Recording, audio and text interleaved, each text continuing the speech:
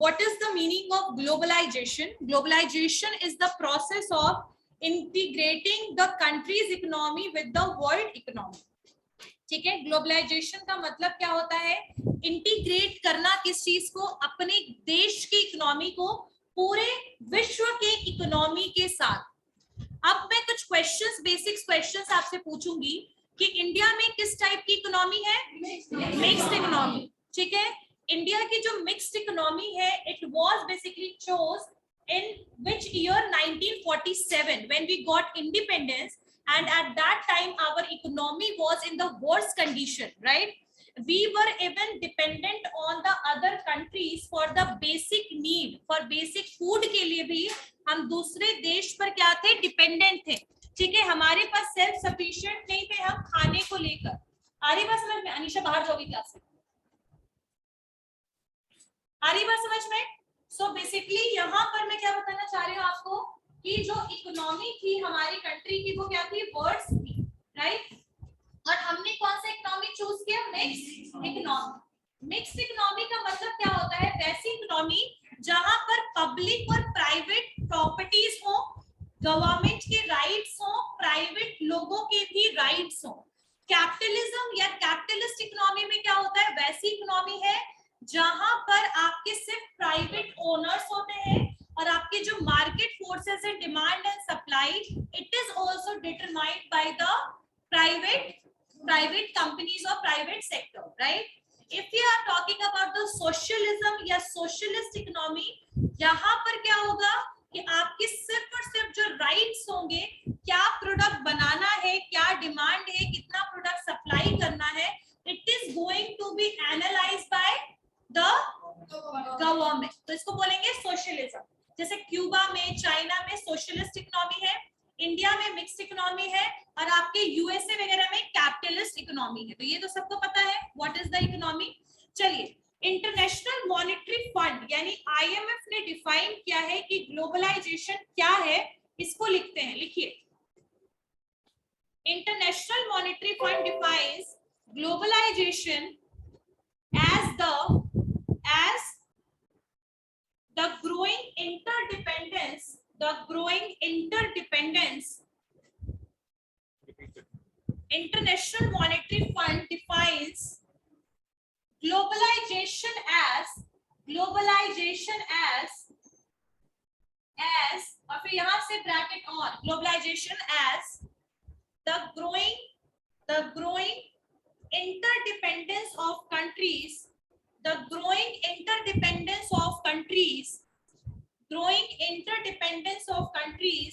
worldwide through increasing volume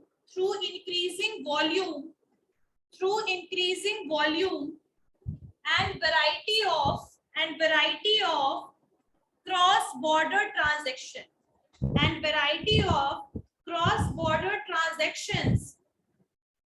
in goods and services,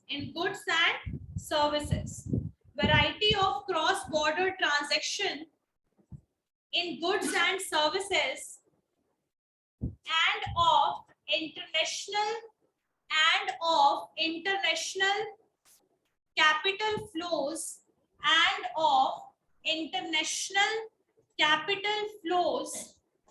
and also through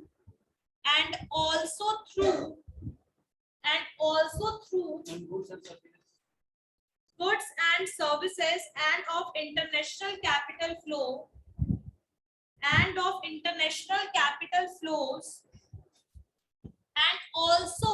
and also through more rapid and widespread diffusion of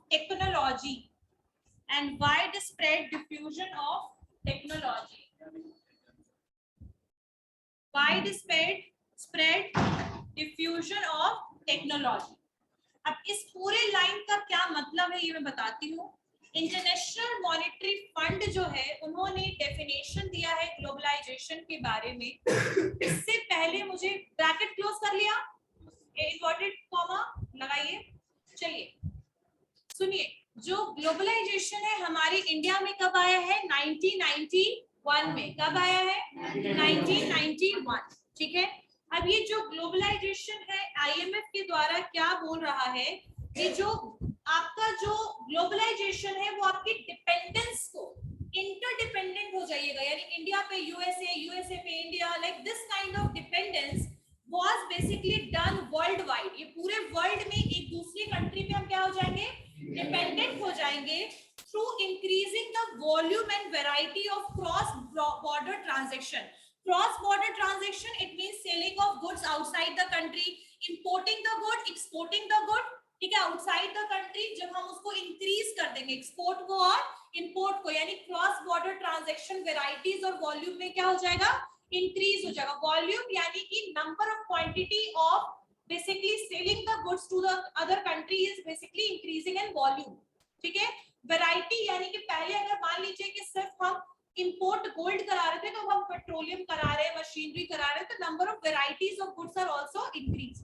तो यहाँ कहने का मतलब ये है कि आपका इंटरडिपेंडेंस कंट्री के ऊपर एक दूसरे पे बेसिकली इंक्रीज हो जाएगा इस through by increasing the volume and variety of cross border transaction, यानी दूसरे कंट्री का जो दूसरे कंट्री से ट्रांजैक्शन हो रहा है उससे, राइट।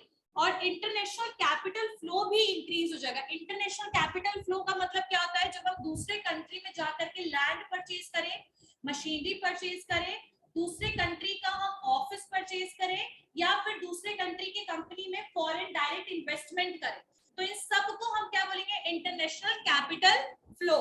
ठीक है। और इन सब चीजों के साथ साथ और क्या चीज का ट्रांजैक्शन होगा? It is going to be technology का भी क्या होगा?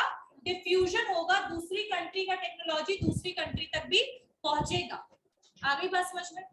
तो ये आपका क्या है? ग्लोबलाइजेशन। तो globalisation is based on the transaction, international जो ट्रांजैक्शन हो रहा है और जिसकी वॉल्यूम और वैरायटी क्या हो रही है? अब इंक्रीज हो रही है। टेक्नोलॉजी का ट्रांसफर, कैपिटल का ट्रांसफर, ठीक है, गुड्स का ट्रांसफर, सर्विसेज का ट्रांसफर।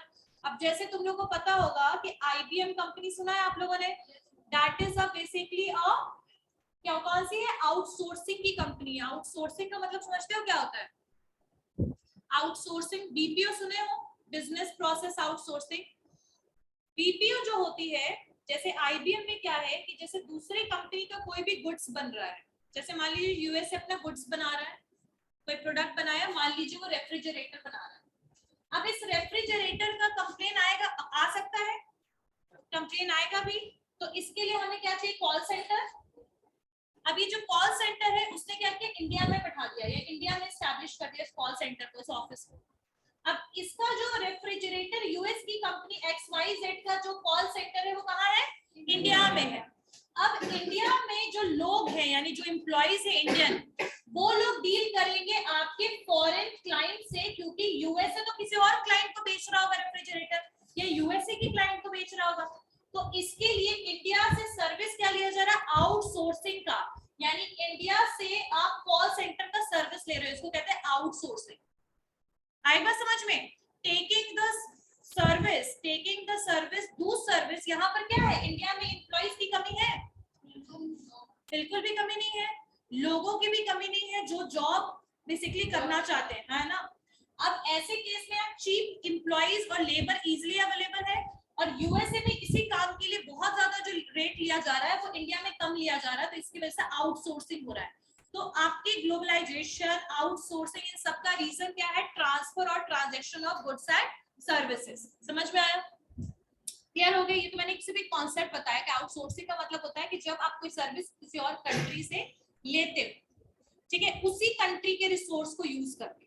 अब यहीं के ना एम्प्लॉइज होंगे, और यहीं पर एम्प्लॉइज इस कंट्री के दूसरे कंट्री के कंपनी के बेसिकली कस्टमर के साथ डील कर रहा है।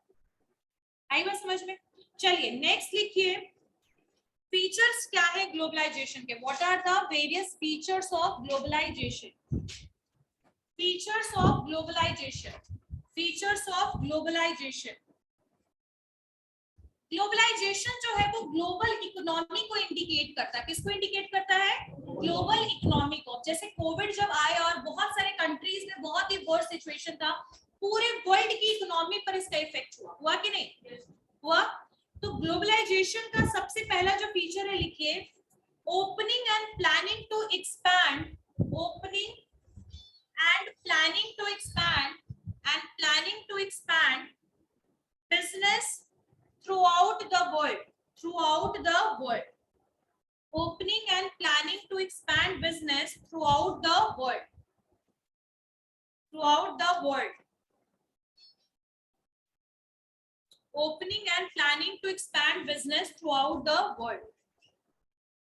इसका मतलब क्या हुआ कि ये ग्लोबलाइजेशन हमें किस चीज के लिए बेसिकली मोटिवेट कर रहा है कि हमें ओपन करना चाहिए, प्लान करना चाहिए अपने बिजनेस को एक्सपैंड करने के लिए दूसरे कंट्री में। अब जैसे हल्दीराम है, वो सिर्फ इंडिया में, इंडिया के बाहर भी डील करता है ना, तो एक्सपेंशन हुआ कि नहीं हुआ। सो अगर हम अपने डोमेस्टिक कंट्री तक ही सीमित रहेंगे तो हम कभी भी प्रॉफिटेबल लेवल पे नहीं पहुंचेंगे, अपॉर्चुनिटी को ग्रैब नहीं कर पाएंगे जो इंटरनेशनल मार्केट में। तो ये ग्लोबलाइजेशन हमें मोटिवेट करता है कि हम एक्सपैंड करें, प्लान करें अपने बिजनेस को पूरे वर्ल्ड में। आ गई बात समझ में, और वो इजीली हम कर सकते हैं because of the globalisation. Second लिखिए, erasing the differences, erasing the differences, erasing the differences between domestic market and foreign market, between domestic market and foreign market, domestic market and foreign market, and foreign market। इसका मतलब क्या हुआ, एक minute, क्या कर रहे हो बेटा, क्या है,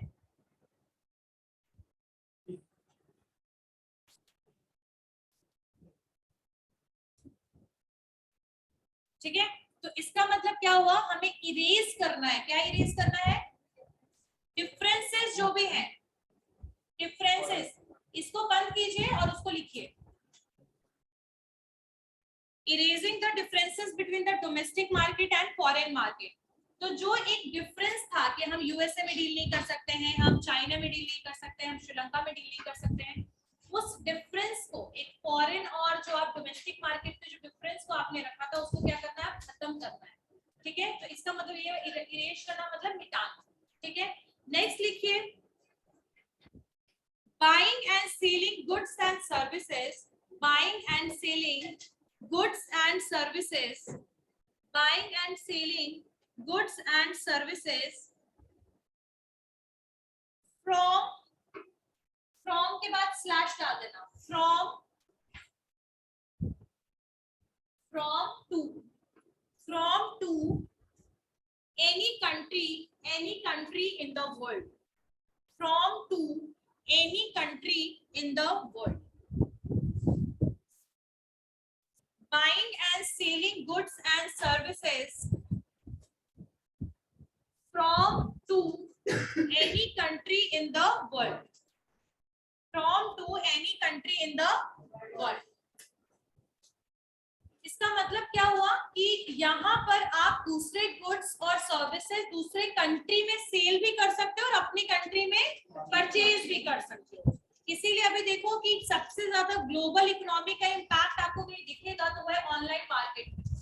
ऑनलाइन मार्केट में आप देखिए कि you are able to purchase the foreign goods as well, right, सही बात है। तो सबसे ज्यादा यूटिलाइजेशन अगर कोई कर रहा है आज का मार्केट तो है ऑनलाइन मार्केटिंग कॉन्सेप्ट। तो ये ग्लोबलाइजेशन भी यही कहता है कि हमें खरीद भी हम सकते हैं फॉरेन गुड्स को दूसरे कंट्री से और अपने कंट्री से सेल भी कर सकते हैं because of globalisation, it is allowed, right. Next लिखिए, establishing manufacturing and distribution facilities, establishing manufacturing and distribution facilities in any part of the world, any part of the world, establishing manufacturing and distribution facilities in any part of the world based on the feasibility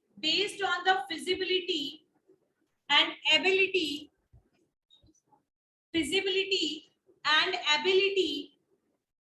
rather than national consideration, establishing manufacturing and distribution facilities in any part of the world based on the feasibility and ability rather than the national consideration.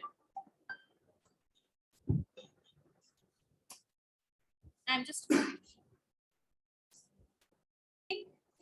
and distribution facilities, establishing manufacturing and distribution facilities in any part of the world. लिख लिया यहाँ तक? Any part of the world based on the feasibility and ability rather than ability.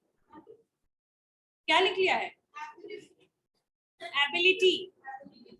ability rather than national consideration. ठीक है, इसका मतलब क्या हुआ कि जो तुम लोग को मैंने एमएनसी का कॉन्सेप्ट बताया था, पता है ना, मल्टीनेशनल कॉर्पोरेशन का, ये क्या करती है, ये जो कंपनीज होती हैं, ये कंपनी वहीं जाकर के अपने ऑफिसेस को सेट करती है जहां से इनको कोई बेनिफिट नजर आए. जैसे मान लीजिए इंडिया में यहाँ पर लेबर ओरिएंटेड मार्केट है, ठीक है, इंडिया, तो यहाँ पर वो वैसे काम के लिए एम्प्लॉइज को लगा देगी, मतलब लोगों को लगाएगी जो चीज दूसरे कंट्री में पॉसिबल नहीं है. तो यहाँ के लोगों को यूज करेगी, लेबर को, दूसरे कंट्री में वहां पर यहाँ का रॉ मटेरियल या फिर यहाँ के लेबर को यूज करेगी. ठीक है, दूसरे कंट्री में असेंबलिंग और मैन्युफैक्चरिंग के लिए दूसरे कंट्री को यूज करेगी और तीसरे कंट्री को मार्केट बना के वहां पर प्रोडक्ट सेल करेगी. तो ये कॉन्सेप्ट होता है मल्टीनेशनल कॉर्पोरेशन का. इसीलिए सस्ते रेट पर, कॉस्ट पर भी हमें बहुत अच्छे गुड्स भी अवेलेबल हो जाते हैं. ये रीजन है. ठीक है, तो इसका लाइन का मतलब यही है कि हम एस्टैब्लिश कर सकते हैं मैन्युफैक्चरिंग जहां पर प्रोडक्ट्स को प्रोड्यूस किया जाए. मैन्युफैक्चरिंग एंड डिस्ट्रीब्यूशन फैसिलिटीज, मतलब कहीं भी गुड्स को डिस्ट्रीब्यूट कर रहे हैं, कहीं भी गुड्स को मैन्युफैक्चर कर रहे हैं, किसी भी पार्ट ऑफ वर्ल्ड में हम कर सकते हैं अपने फिजिबिलिटी को देखते हुए. फिजिबिलिटी को देखते हुए कौन है? अपने फिजिबिलिटी को देखते हुए, यानी कि जो भी आपको बेटर लगे रिसोर्सेज के बेसिस पर, कॉस्ट के बेसिस पर आप उसको एनालाइज करेंगे और उसके बेसिस पर फिर आप जो है वो गुड्स को प्रोड्यूस करेंगे. तो मैन्युफैक्चरिंग और distribution can be easily done because of the globalisation in any part of the world. We don't need to export all the items, but we can basically manufacture the items in that country also. जैसे cocoa Cola और जो Pepsi है वो US की company है, manufacture यहाँ होता है कि नहीं? यही होता है, और यहाँ के सारे मार्केट में यहीं से वो डिस्ट्रीब्यूट भी किया जाता है. So it is done because of the globalisation. समझ में आया? This point is clear. Next one is, अब तुम लोग को थोड़ा तुम एक्सपोर्ट आ जाओ, वापस आओ.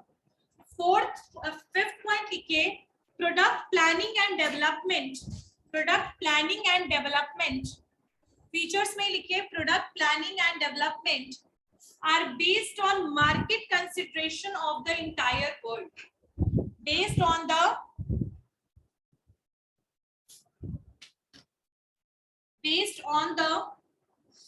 market consideration of the entire world. Based on the market consideration of the entire world. यानी जो प्रोडक्ट प्लानिंग और डेवलपमेंट हम करेंगे वो पूरे देश, पूरे कंट्री के मार्केट के अकॉर्डिंग ही करेंगे.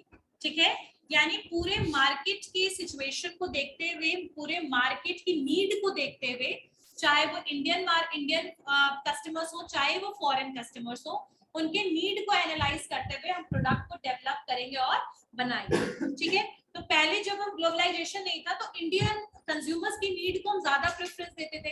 अब जो हम प्रोडक्ट प्लानिंग और डेवलपमेंट करेंगे that will be according to the market consideration of the whole world, यानी पूरे देश के सिचुएशन को और रिक्वायरमेंट को देखते हुए प्रोडक्ट को बनाएंगे. आगे बस समझ में, this line is clear.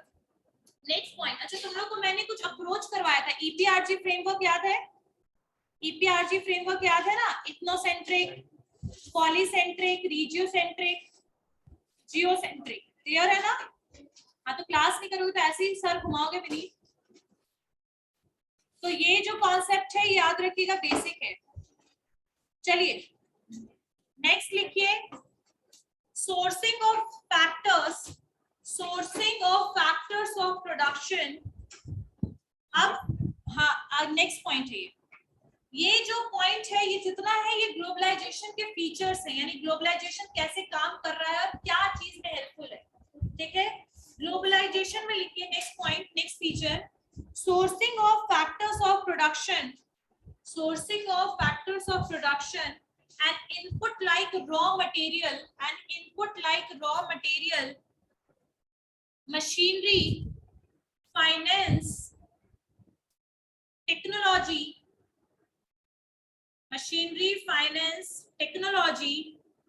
human resources, management skills from the entire globe, sourcing of factors of production and inputs like raw materials, machinery, finance, technology, human resources, management skill from the entire world, अच्छा, कोई बताएगा कि India में कौन सा raw material है जो दूसरे कंट्री में एक्सपोर्ट होता है? कॉटन, जूट, राइट, मसाला, स्पाइसेस। ठीक है, तो जो कॉटन है वो इसीलिए दूसरे कंट्री में जाता है, शुगर केन भी जाता है, तो ब्राजील में होता है, लेकिन शुगर केन भी जाता है, और आपका रबड़ का भी एक्सपोर्ट होता है। तो ये सब जो मटेरियल है वो इंडिया से इसलिए एक्सपोर्ट होता है क्योंकि ये हमारे डोमेस्टिक कंजप्शन से भी ज्यादा प्रोड्यूस होता है। डोमेस्टिक कंजप्शन का मतलब है जो हमारे पूरे कंट्री की नीड को फुलफिल करने के बाद जो एक्स्ट्रा बच जाए उसको हम एक्सपोर्ट करते हैं। अब इंडिया में खुद ही खाने के लिए ग्रेन नहीं होगा तो एक्सपोर्ट थोड़ी करेंगे, दैट इज नॉट पॉसिबल। तो यहाँ पर जहां पर भी फैक्टर्स ऑफ प्रोडक्शन, जैसे जो भी इनपुट्स आपको नजर आ रहा है, जो भी सोर्सेज है आपके पास, उस बेसिस पर हम क्या करेंगे, दूसरे कंट्री में एक्सपोर्ट करेंगे। क्या क्या चीज एक्सपोर्ट कर सकते हैं? रॉ मटेरियल एक्सपोर्ट हो सकता है, इंपोर्ट एक्सपोर्ट हो सकता है, मशीनरी हो सकता है, इसको बंद करना।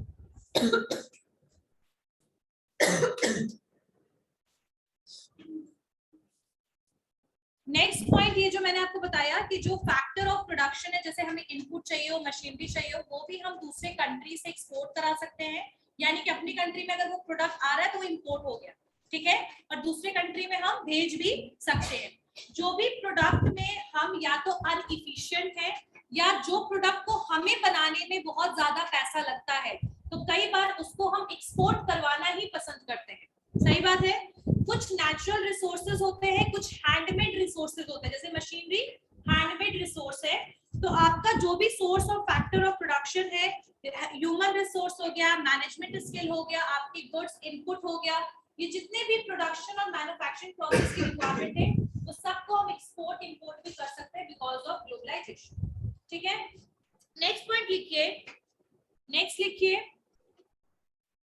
setting the mind and attitude, setting the mind and attitude, setting the mind and attitude to view the entire global, as a single market, यानी कि ग्लोबलाइजेशन की वजह से एक माइंड और एक एटीट्यूड हमारा सेट हुआ है कि हम पूरे के पूरे इंटायर ग्लोब को एक सिंगल मार्केट समझते हैं।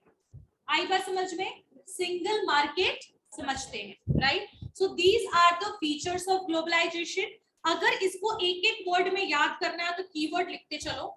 पहले वाले का लिखना एक्सपैंड बिजनेस, दूसरे वाले का लिखना डिफरेंसेस, किसके बीच में? फॉरेन और डोमेस्टिक के, बाइंग एंड सेलिंग, उसके बाद मैन्युफैक्चरिंग एंड डिस्ट्रीब्यूशन, उसके बाद नेक्स्ट में लिखिए प्रोडक्ट प्लानिंग एंड डेवलपमेंट, उसके नेक्स्ट में लिखिए sources of factors of production, नीचे लिखिए सिंगल मार्केट। हाँ, setting the mind is single market.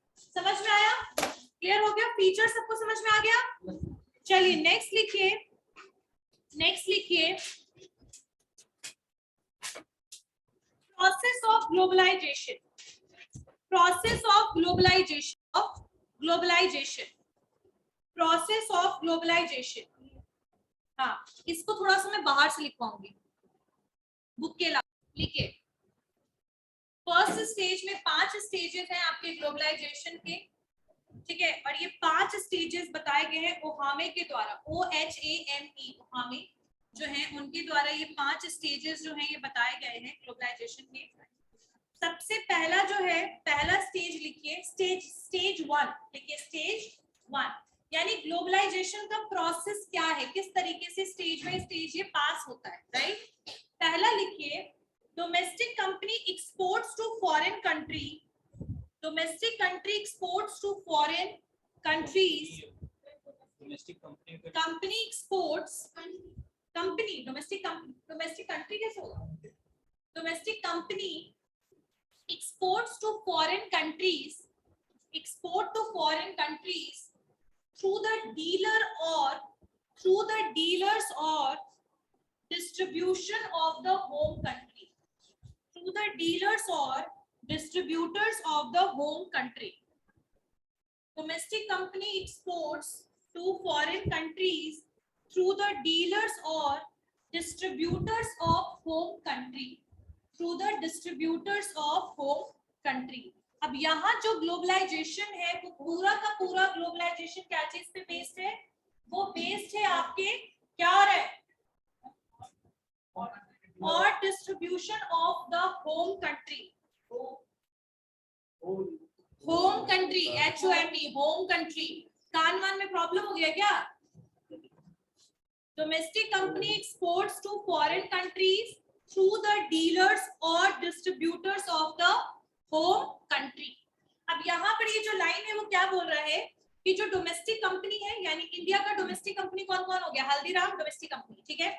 अब वो एक्सपोर्ट कर रहा है दूसरे फॉरेन कंट्री को, यानी मान लीजिए अगर कोई यूएसए को एक्सपोर्ट कर रहा है तो कैसे एक्सपोर्ट कर रहा है, एक्सपोर्ट करने के लिए किसी डीलर को अपॉइंट कर लिया, किसको अपॉइंट किया है, डीलर को। अब ये डिस्ट्रीब्यूशन का काम कर रहा है कहाँ पर, दूसरे कंट्री में, फॉरेन कंट्री में। तो डोमेस्टिक कंपनी एक्सपोर्ट करती है फॉरेन कंट्रीज को गुड, और उसको किस तरीके से एक्सपोर्ट करिए, डीलर्स के थ्रू या फिर डिस्ट्रीब्यूटर को अपॉइंट करिए अपने होम कंट्री में, ताकि दूसरे कंट्री में गुड्स को पहुंचा सके। मान लीजिए कि कोई XYZ कंपनी है, अब इसको ये एक्सपैंड करना चाह रही है, अब ये चाहती है कि यूएस के मार्केट में इनका प्रोडक्ट क्या हो, सेल हो। तो XYZ ने किसी ABC डिस्ट्रीब्यूटर को हायर कर लिया, और ये जो ABC डिस्ट्रीब्यूटर है ये एक्सपोर्ट एजेंसी हो सकती है, एक्सपोर्ट कंपनी हो सकती है, एक्सपोर्ट डीलर्स हो सकते हैं, राइट। और अब ये क्या करेगी, ये यूएस के मार्केट में क्या करेगी, गुड्स को एक्सपोर्ट करेगी। आई बात समझ में? This is the first stage where the domestic country is basically domestic company, मैंने शायद कंट्री बोल दिया था, domestic company is basically distributing or selling the foreign selling the goods to the foreign country through dealers and the distributors. तो ये पहला stage clear हो गया। सेकंड स्टेज लिखिए, स्टेज 2, स्टेज 2। तो यहाँ रोल किसका हो रहा है, 3 लोगों का रोल है यहाँ पर। पहला आपका क्या है, डोमेस्टिक कंपनी, फॉरेन कंट्री और डीलर और डिस्ट्रीब्यूटर, ठीक है, डीलर और distributor, domestic company, foreign country, dealer और डिस्ट्रीब्यूटर। सेकंड स्टेज में लिखिए, domestic company exports to foreign countries directly on its own, यानी कि बिना मेडिएटर के एक्सपोर्ट कर रही है क्या, गुड्स को दूसरे कंट्री में, ठीक है। अब यहाँ पर रोल किसका खत्म हो गया, डीलर्स और डिस्ट्रीब्यूटर का रोल खत्म, और गुड्स को डायरेक्टली कौन एक्सपोर्ट कर रहा है, डोमेस्टिक कंपनी, किसको, फॉरेन कंट्री को। आई बात समझ में? This is the second stage. In the second stage जो डोमेस्टिक कंपनी है वो एक्सपोर्ट करेगी फॉरेन कंट्रीज में directly without using the mediators और डीलर। समझ में आ गया? In the second stage, the domestic company exports to foreign countries directly on its own, यानी खुद से वो क्या करेगी, एक्सपोर्ट करेगी। समझ में आया? This point is clear to everyone? Okay, next point में लिखिए, next stage, third stage। आप देख रहे हो स्टेज कैसे बढ़ा, सबसे पहले हम मीडिएटर के थ्रू एक्सपोर्ट कर रहे थे, अब मीडिएटर को हटा दिया। थर्ड स्टेज में क्या होगा, जो domestic company becomes an international company, ये domestic company becomes an international company by establishing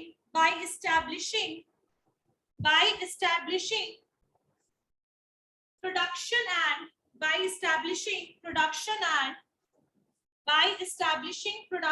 and marketing operations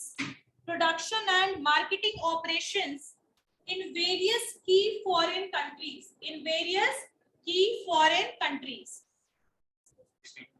In the third stage, तुम लोग इतने स्लो क्यों हो, थोड़ा स्पीड में लिखिए। चलिए, the domestic company becomes an international company by establishing production and marketing operation in various key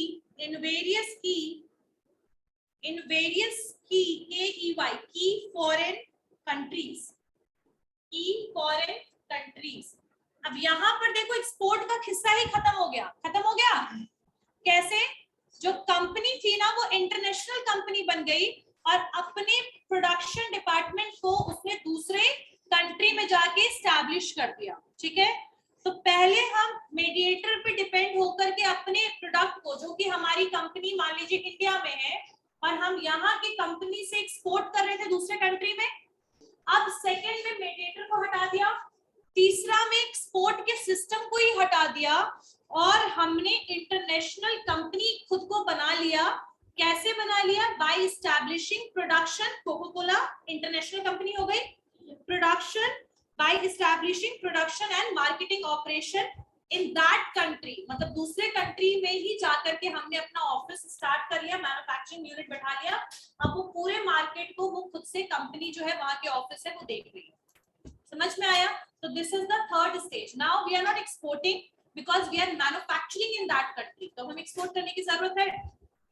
अब कोको कोला यही बन रहा है तो क्या आएगा यूएस से कोको कोला एक्सपोर्ट होकर? नहीं आएगा, खत्म।